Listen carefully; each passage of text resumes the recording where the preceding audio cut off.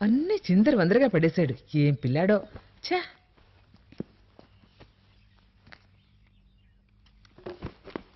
కృష్ణ కృష్ణ, ఎలా వేగాలో ఈ పిల్లాడితో.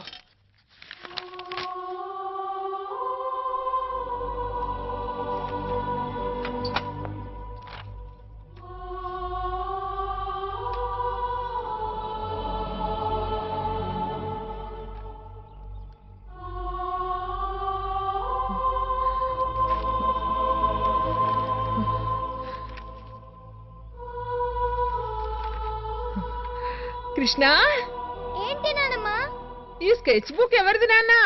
అది నాదేలే. అవును, ఈ స్కెచ్లన్నీ ఎవరు వేశారు? అరేరే, పెద్దవాళ్ళు అప్పుడప్పుడు చిన్నపిల్లల్లా మాట్లాడతారు ఎందుకు? బుక్ నాదైతే స్కెచెస్ కూడా నేనే వేసి ఉండాలిగా. చిన్న పిల్లలు పెద్దవాళ్ళు చేసే పనులు చేస్తే పెద్దవాళ్ళు చిన్న పిల్లల్లా మాట్లాడతారు. నేను మాట అడుగుతాను, చెప్పు. ఇంత అందమైన స్కెచ్లు నువ్వెలా వేశావు? దీంతోనే. ఇదిగో చూడు, ఇప్పుడే వేశాను నీ స్కెచ్. ఎలా ఉందో చెప్పు. భలే ఉందే.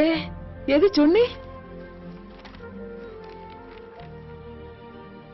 రోహిత్ కూడా స్కెచ్లు వేయడం అంటే భలే ఇష్టం. డాడీ కూడా స్కెచ్లు వేసేవారా? చిన్నప్పుడు రోహిత్ కూడా నీలాగే ఉండేవాడు. బాగా చదివి చదివి అలసిపోయాక స్కెచ్ బుక్ తీసుకుని కూర్చునేవాడు. నేను కూడా మా డాడీ లాగే అవ్వాలనుకుంటున్నాను. నువ్వు అచ్చం మీ నాన్నలాగే ఉన్నావురా బాబు. మేడం, నేను ఫోన్ చేసి మిమ్మల్ని ఇక్కడికి రప్పించింది ఎందుకంటే మేము కృష్ణకి ఐక్యూ టెస్ట్ చేయాలనుకుంటున్నాం. IQ test? కానీ దేనికి ఫాదర్? కృష్ణ నార్మల్ గానే ఉన్నాడుగా. అది పొరపాటు. అతను నార్మల్గా లేడు. ఏం మాట్లాడుతున్నారు ఫాదర్ మీరు? అసలు మీ ఉద్దేశం ఏమిటి? చిన్నప్పుడు రోహిత్ ఎలా ఉండేవాడో కృష్ణ కూడా అంతేనా? లేదు ఫాదర్, కృష్ణ చాలా తెలివితేటలు ఉన్న కుర్రాడు. ఎప్పుడు ఎక్కువ మార్కులు తెచ్చుకుంటాడు. ఎప్పుడు ఫస్ట్ ర్యాంకే వస్తుందిగా వాడికి. వాడిప్పుడు హోంవర్క్ కూడా ఎవరి హెల్ప్ లేకుండా చేస్తుంటాడు. ఇతరుల హోంవర్క్ కూడా. ఏంటి? చూడండి, ఇది 3rd స్టాండర్డ్ చదివే కుర్రాడ్ నోట్బుక్.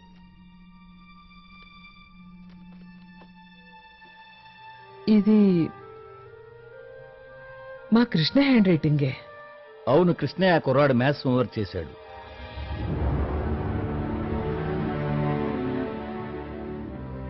అదెలా వీలవుతుంది ఫాదర్?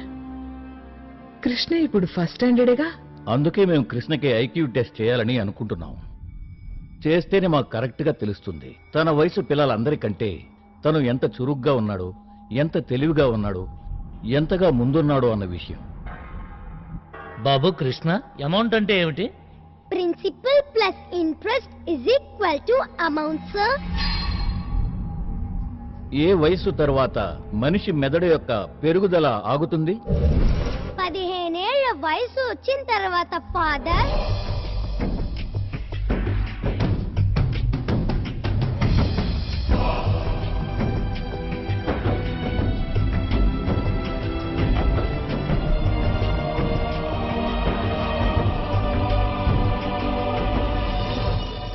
మేడం, మీకు ఉన్నట్టుండి ఏమైంది?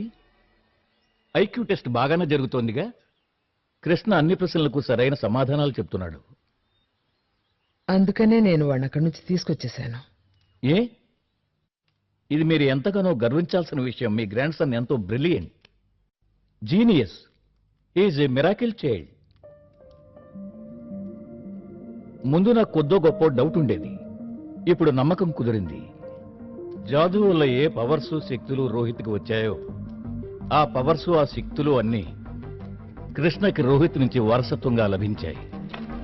మీరే చూస్తారుగా మేడం, కృష్ణ కూడా వాళ్ళ నాన్నలాగే విజయానికి ఒక కొత్త ఉదాహరణగా నిలుస్తాడు. గిన్నిస్ బుక్లో అతని పేరెక్కుతుంది. కృష్ణను కూడా రోహిత్ లాగే ప్రపంచం గుర్తిస్తుంది.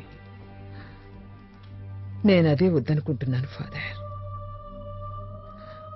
చివరికి ఏం మిగిలింది రోహిత్కి? మెడల్స్ ఇచ్చి చప్పట్లు కొట్టి వాడి టాలెంట్ని వాణ్ణి అందరూ ఉపయోగించుకున్నారు. వాణ్ణి పూర్తిగా వాడుకున్నారు ఫాదర్. కానీ నేను కొడుకుని పోగొట్టుకున్నాను. కోడలు పోయింది, ఎప్పుడు కృష్ణని కూడా పోగొట్టుకోలేను ఫాదర్, పోగొట్టుకోలేను. మీరు పడే బాధని భయాన్ని నేను పూర్తిగా అర్థం చేసుకోగలను. భయం వల్ల విధిరాత అనేది మారదు కదా. మేడం టాలెంట్ అనేది వెలువ లాంటిది, ఉప్పెన లాంటిది. దాన్ని అణిచిపెట్టడం అసాధ్యం. నేను అణిచిపెడతాను ఫాదర్. కృష్ణని లోకం దృష్టి నుంచి దూరంగా తీసుకువెళ్తాను, చాలా దూరం.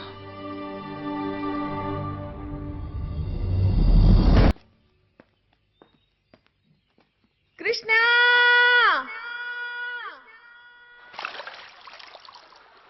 వస్తున్నాను నానమ్మా.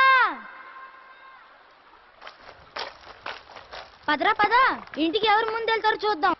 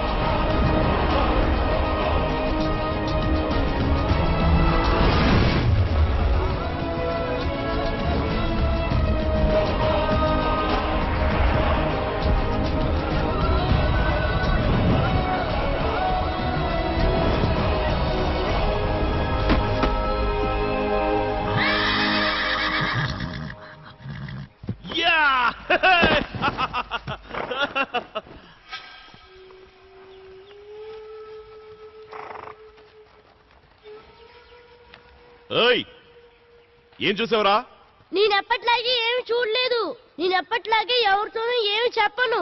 కానీ ఎప్పట్లాగే నాకు లంచం ఇవ్వాలి. నేను నీకోసం ఇంత పెద్ద విషయం దాచిపెడుతుంటే నువ్వేమో నాకు చిన్న బెల్లం ముక్కలు ఇస్తావా? ఈ రోజు బెల్లం ఇస్తే నేను ఒప్పుకోను. ఇంకేమైనా కావాలి? సరే సరే అలాగేలే. ఇంటికి రారా, బోర్న్విటా కల్పిస్తాను. బోర్న్విటా? మరేమనుకున్నావు? నువ్వు నాలా అవ్వాలా వద్దా? అవ్వాలి. అయితే వెళ్ళి ప్యాంట్ వేసుకురా. వెళ్ళు వెళ్ళు.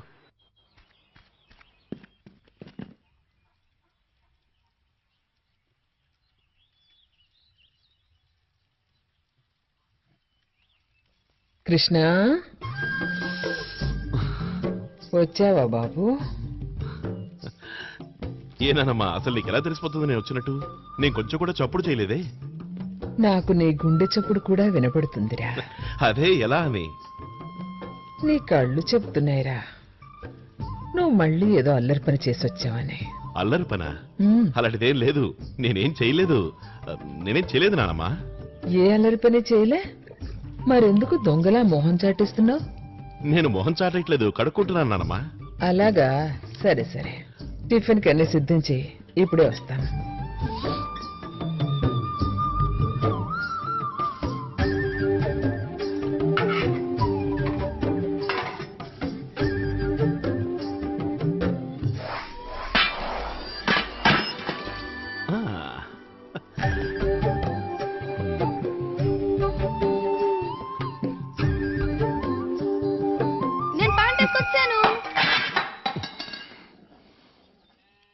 ఏమైందిరా? ఏంటది?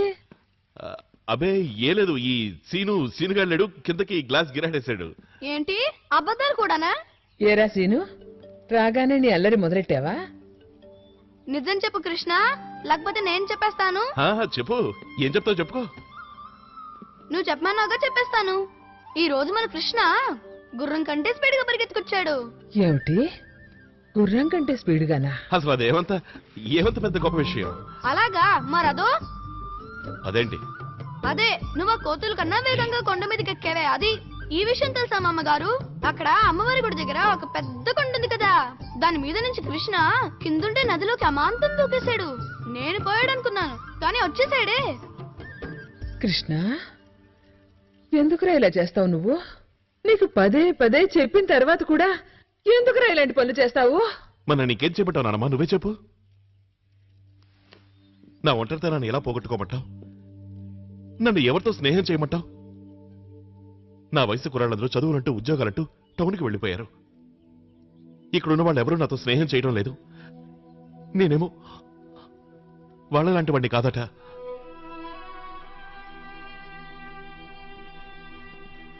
అందుకే నేను జంతువులతోనూ పక్షులతోనూ స్నేహం చేస్తున్నాను.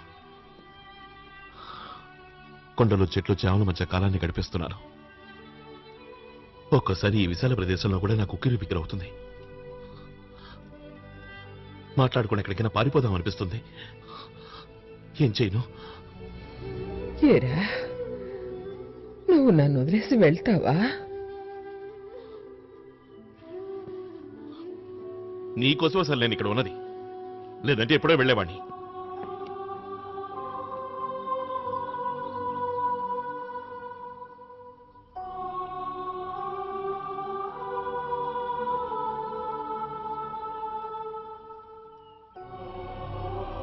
కృష్ణ పెద్దవాడయ్యాడు రోహిత్. నా మమకారంతో వాణ్ణి ఇంకెంతకాలం కట్టిపడేయగలనో అర్థం కావటం లేదు. రోహిత్ వాళ్ళ అమ్మ, రోహిత్ కొడుకు ఎక్కడున్నారు ఫాదర్? ఇన్నేళ్లలో నేను ఈ ప్రశ్నని మిమ్మల్ని అడగడం ఇది మూడోసారి. ఎప్పుడు అడిగినా నా సమాధానం మారదు. రోహిత్ వాళ్ళ అమ్మగారు ఎక్కడున్నారో నాకు తెలియదు. I really don't know. ఎందుకు మీరు పదే పదే వచ్చి అనవసరంగా నా టైం వేస్ట్ చేస్తారు?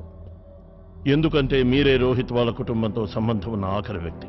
రోహిత్ వాళ్ళమ్మ మనవడితో సహా మాయమయ్యే ముందు చివరిగా కలిసింది మిమ్మల్ని. మీకు వాళ్ళు ఎక్కడున్నారో తెలుసు, అయినా మీరు అబద్ధం చెప్తున్నారు. వాట్? ఎస్, ఖచ్చితంగా మీరు అబద్ధం చెప్తున్నారు. రోహిత్ అద్భుత శక్తులన్నీ అతని కొడుక్కి వచ్చాయా అని నేను అడిగితే రాలేదని మీరన్నారు. ఇక్కడి మిగతా టీచర్స్ చెప్పారు వాడు తండ్రిని మించిన తనయుడని. రోహిత్ శక్తులన్నీ వాడిలోనూ ఉన్నాయి. చెప్పండి ఫాదర్, చెప్పండి, మీరేటెంత? How dare you mister? ఇది స్కూలు, ఇక్కడ ఎవరిని ఎవరు కొనలేరు. ఇక మీరు బయలుదేరచ్చు. Please leave now. మీరు తప్పు చేస్తున్నారు ఫాదర్, క్షమించరానిది. కృష్ణ అలా చూడు.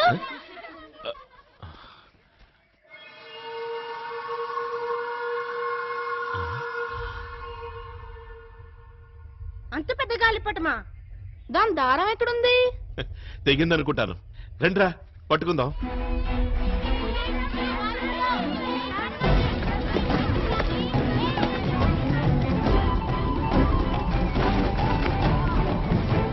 కృష్ణ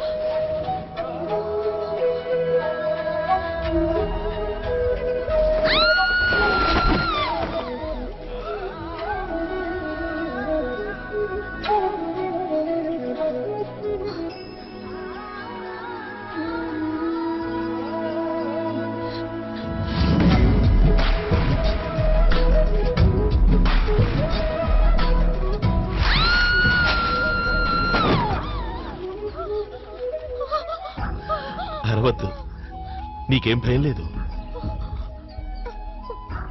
నువ్వు కళ్ళు మూసుకుని నన్ను గట్టిగా పట్టుకో, సరేనా?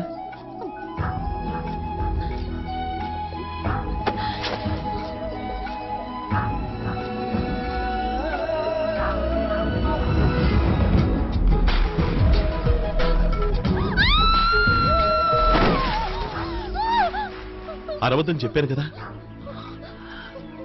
లేదంటే నేను కిందకు వదిలేస్తాను. కళ్ళు మూసుకో. కళ్ళు మూసుకోమన్నాను, పెదవి చేయమనలేదు. మూసుకో, మూసేయి.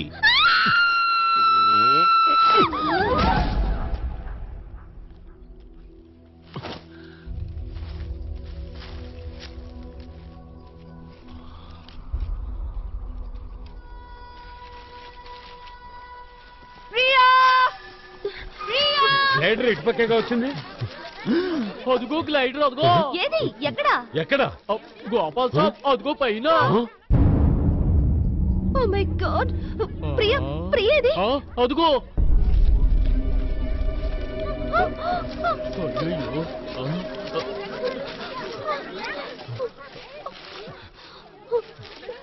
ప్రియకి శ్వాస ఆడుతోంది, స్పృహ తప్పిందంతే. Thank God. పదండి, క్యాంపు తీసుకెళ్దాం.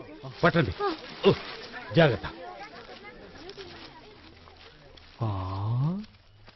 గ్లైడర్ అంతా పైన, ప్రియా మేడం ఇంత కింద. శ్వాస మాత్రం ఆడుతూనే ఉంది. Just imagine. Just imagine. నీ పనా?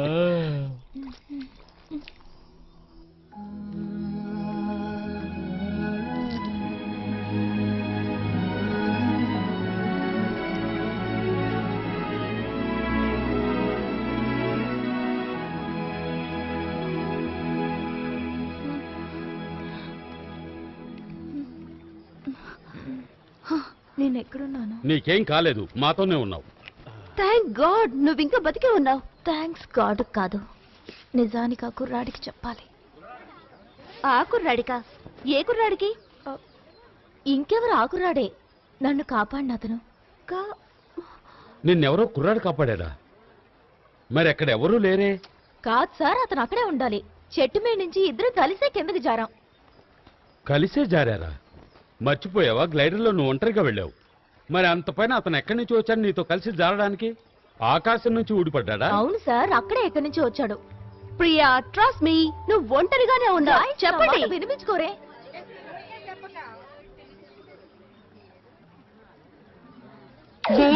ఏమైంది? భూతం, భూతం, గోపాల్ సాబ్, భూతం.